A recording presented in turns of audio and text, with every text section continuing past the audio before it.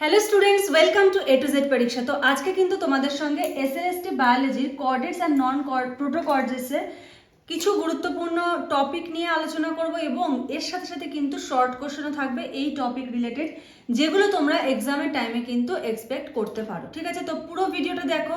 যদি কোনো ডাউটস থাকে অবশ্যই কমেন্ট সেকশনে জানিও। ভিডিও ভালো লাগলে লাইক করে দিও।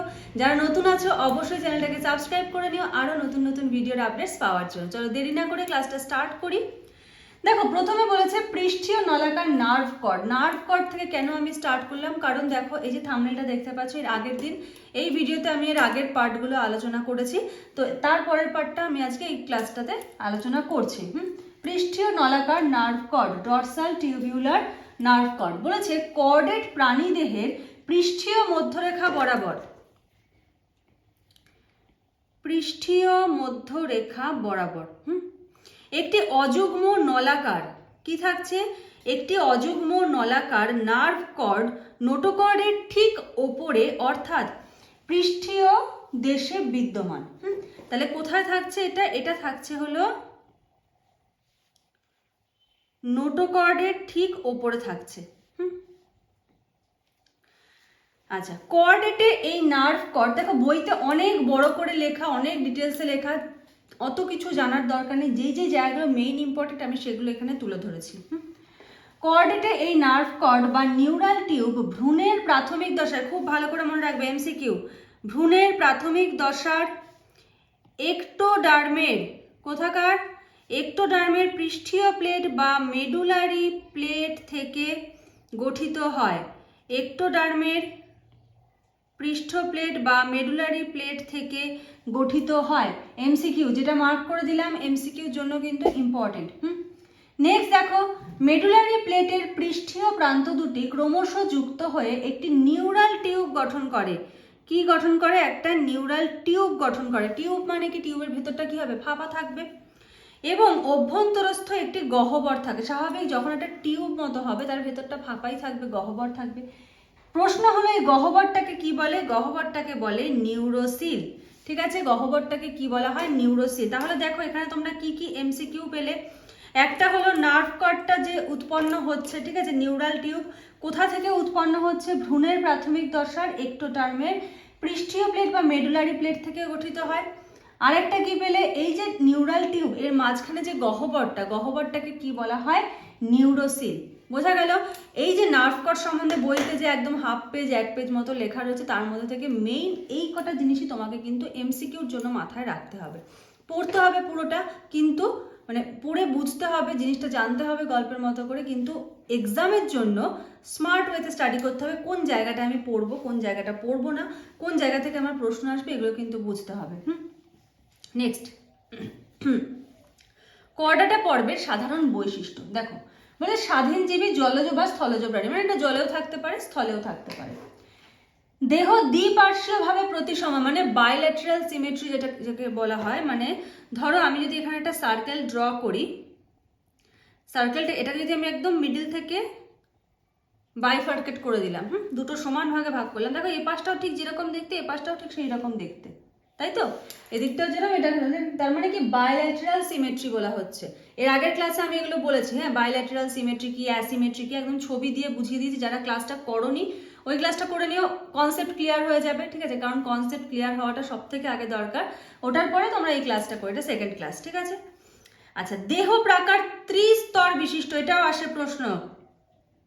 ট্রিপ্লোব্লাস্টিক, এই ট্রিপ্লোব্লাস্টিক কেন বলা হয়, তারপরে ডিপ্লোব্লাস্টিক কেন বলা হয়, এগুলো আমি ক্লাস 1 এর আগের যে ক্লাস থাম্বনেল দেখতে পেয়েছো ওই ক্লাসে কিন্তু আমি অলরেডি করিয়ে দিয়েছি।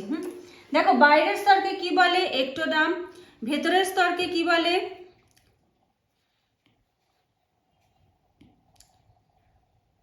ভেতরের স্তরকে বলে মেসোডার্ম এবং মধ্যস্তরকে বলে মেসোডার্ম এবং ভিতরের স্তরকে বলে এন্ডোডার্ম। আচ্ছা, পায়ু পরবর্তী প্রলম্বিত দেহাংশ এবং লেজ বর্তমান। পায়ুতে যে শেষ হয়ে গেল তা না, তারপরেও দেহটা লম্বা হয়ে যাচ্ছে। প্রলম্বিত দেহাংশ এবং লেজ বর্তমান। প্রকৃত সিলোমযুক্ত প্রাণী, এরা কি? প্রকৃত সিলোমযুক্ত প্রাণী এমসিকিউর জন্য ইম্পর্টেন্ট, ওই জন্য দেখতে পাচ্ছ হাইলাইট করে দেওয়া।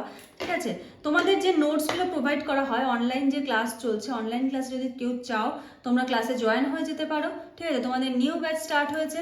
আর যদি মনে করো যে না আমাদের ফুল নোটস দরকার, তোমরা ফুল নোটসও নিতে পারো। ফুল নোটস নিলে লাইফ টাইম ফ্রি ক্লাস, যতদিন ইচ্ছা তুমি ক্লাস করো, কোনো রকম মান্থলি ফিস কিন্তু তোমাকে পে করতে হবে না। আর নোটসটা এমনভাবে তৈরি করো না, প্রত্যেকটা জিনিস হাইলাইট করা রয়েছে, মানে কোন জায়গা থেকে প্রশ্ন আসতে পারে। নোটস কিন্তু শুধু এমসিকিউ এমন না, ডেসক্রিপটিভ বেস নোটস, কারণ ডেসক্রিপটিভ না জানলে এমসিকিউ অ্যাটেন্ড করার কোনোদিন সম্ভব না শুধু এমসিকিউ পড়ে। প্লাস এমসিকিউ সেট তো আলাদা করে রয়েছে, ওগুলো যখন ক্লাসে প্র্যাকটিস করানো হয় তখন তোমরা ওগুলো করতে পারবে। এবার কি হয়, নোটে তোমরা ডেমো নোট নিয়ে চাইলে দেখতে পারো, নোটের মধ্যে মেইন জায়গা যেখান থেকে প্রশ্ন আসতে পারে সেগুলো কিন্তু সমস্ত হাইলাইট করা রয়েছে, মানে পড়তে তোমার কোনো রকম কোনো অসুবিধা হবে না। আর নোটসটা হলো মোবাইল ফ্রেন্ডলি, ধরো তুমি কোনো কাজে যাচ্ছ, ঠিক আছে, তোমাকে খাতা বই কিচ্ছু ক্যারি করতে হবে না। কেন মোবাইল ফ্রেন্ডলি বলছি, চোখে কোনো প্রেশার পড়বে না।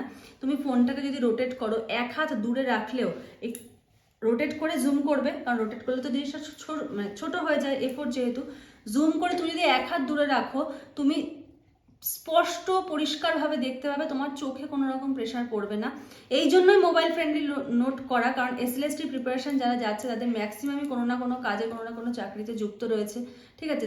তারা কি করছে, 34টা চ্যাপ্টারের সিলেবাসটা কমপ্লিট করে রাখছে, যাতে কি পরীক্ষা যখন হবে তখন যেন একদম নতুন সব কিছু না হয়। কারণ লাইফ সায়েন্সের সিলেবাস সব থেকে বেশি, ফিজিওলজি, জুলজি, বোটানি 3টে সাবজেক্ট কিন্তু পড়তে হয়। তো যদি কেউ ক্লাসে জয়েন হতে চাও, নিউ ব্যাচ কিন্তু স্টার্ট হয়েছে, তারা নিচের স্ক্রিনে যে নাম্বার দেখতে পাচ্ছ সেই নাম্বারে যোগাযোগ করে সমস্ত ডিটেলস জেনে নিয়ে কিন্তু জয়েন হয়ে যেতে পারো। নেক্সট দেখো, রক্ত সংবহনটা কি, এটা হলো বদ্ধ, ক্লোজড। আর বলেছে উন্নত গঠনের হেপাটিক পোর্টাল তন্ত্র কিন্তু এখানে দেখা যায়। এবারে আমরা কিছু শর্ট কোশ্চেন দেখে নেব, এমসিকিউ বলবো না, শর্ট কোশ্চেন। এগুলো তোমরা এমসিকিউ হিসেবে এক্সামে পেতে পারো। বলেছে নন কর্ডেটে মুখছিদ্র উৎপন্ন হয় ভ্রূণের কোন অংশ থেকে? নন কর্ডেটে মুখছিদ্র উৎপন্ন হয় ভ্রূণের কোন অংশ থেকে? অ্যান্সার দেখো, এই অপশন দেখো কি আছে, ব্লাস্টোপোর। কোন অংশ থেকে উৎপন্ন হয়? ব্লাস্টোপোর। পরের প্রশ্ন, কর্ডেট প্রাণীতে ব্লাস্টোপোর থেকে কি উৎপন্ন হয়? নন কর্ডেটের ক্ষেত্রে আমরা কি দেখলাম, ব্লাস্টোপোর থেকে কি হচ্ছে, মুখছিদ্র হচ্ছে, কিন্তু কর্ডেটে কি হচ্ছে দেখো, এটা কিন্তু একটা ডিফারেন্স হয়ে গেল দুটোর মধ্যে। ব্লাস্টোপোর থেকে কি হচ্ছে, পায়ুছিদ্র কিন্তু উৎপন্ন হচ্ছে। কোশ্চেন নাম্বার 3 দেখো, অধিকাংশ নন কর্ডেট ও কর্ডেট প্রাণীদেহ অনেকগুলি খণ্ডকে বিন্যস্ত থাকে। এই খণ্ডগুলোকে কি বলা হয়? খণ্ডগুলোকে বলা হয় মেটামেয়ার। খণ্ডগুলোকে বলা হয় মেটামেয়ার। আর এই যে খণ্ডযুক্ত যে একটা দেহ সংগঠন একটা প্রাণীর মধ্যে রয়েছে, এদেরকে কি বলা হয়? মেটামেরিজম বলা হয়, ঠিক আছে। এই যে খণ্ডিত যে দেহ সংগঠনটা, দেহর যে স্ট্রাকচারটা, কনফিগারেশনটা, এটাকে বলা হচ্ছে কি মেটামেরিজম। নেক্সট দেখো, সাইজোসিলাস সিলোম দেখা যায় কাদের কাদের মধ্যে দেখা যায়? সাইজোসিলাস সিলোম, অ্যানিলিড, মোলাস্ক, আর্থ্রোপোড, উন্নত ধরনের কর্ডেট, এদের মধ্যে। এটি ব্লাস্টোপোরের মেসোডার্ম শিট থেকে উৎপন্ন হয়। এই যে সাইজোসিলাস সিলোম, এটা কোথা থেকে উৎপন্ন হচ্ছে? ব্লাস্টোপোরের মেসোডার্ম শিট। মানে কাদের মধ্যে দেখা যাচ্ছে? এখান থেকে একটা এমসিকিউ, এদের মধ্যে কি ধরনের সিলোম দেখা যায়? Schizocoelous coelom. 2 number MCQ. আর কি, এই সাইজোসিলাস সিলোমটা কোথা থেকে উৎপন্ন হচ্ছে? ব্লাস্টোপোরের মেসোডার্ম শিট থেকে উৎপন্ন হচ্ছে। এটা হলো 3 নম্বর এমসিকিউ। তাহলে একটা দিয়ে কিন্তু 3টে এমসিকিউ হয়ে গেল, তার মানে 4, 5, 6, 7, 7টা এমসিকিউ হয়ে গেল। নেক্সট দেখো, বলেছে এন্টেরোসিলাস সিলোম কাদের মধ্যে দেখা যায়? একাইনোডার্ম, ব্র্যাকিওপোড এবং সেফালোকর্ডাটা, ঠিক আছে। এটা কি বলেছে দেখো, এন্টেরোসিলাস আর্কেন্টেরনের প্রসারিত থলি থেকে উৎপন্ন হয়। তাহলে এটাও একটা এমসিকিউ, এটা একটা এমসিকিউ, এখানে একটা এমসিকিউ কিন্তু তোমরা পেয়ে গেলে। তো আজকে মোটামুটি এই 8-10টা এমসিকিউ কিন্তু তোমাদের জন্য থাকলো, MCQ information as a short question তোমাদের জন্য থাকলো। যদি ভালো লাগে অবশ্যই লাইক করে দিও। তোমরা দেখো অনেকে লাইক করো না, লাইক করো। লাইক করলে ভালো লাগে যে না তোমাদের ভালো লাগছে, আরও ভিডিও বানানোর, আরও ক্লাস দেওয়ার একটা উৎসাহ পায়। তো লাইক করে দিও। আজকের মতো এখানেই শেষ করছি, নেক্সট ক্লাসে আবার তোমাদের সঙ্গে দেখা হবে, কথা হবে। আজকের মতো এইটুকুই, থ্যাংক ইউ।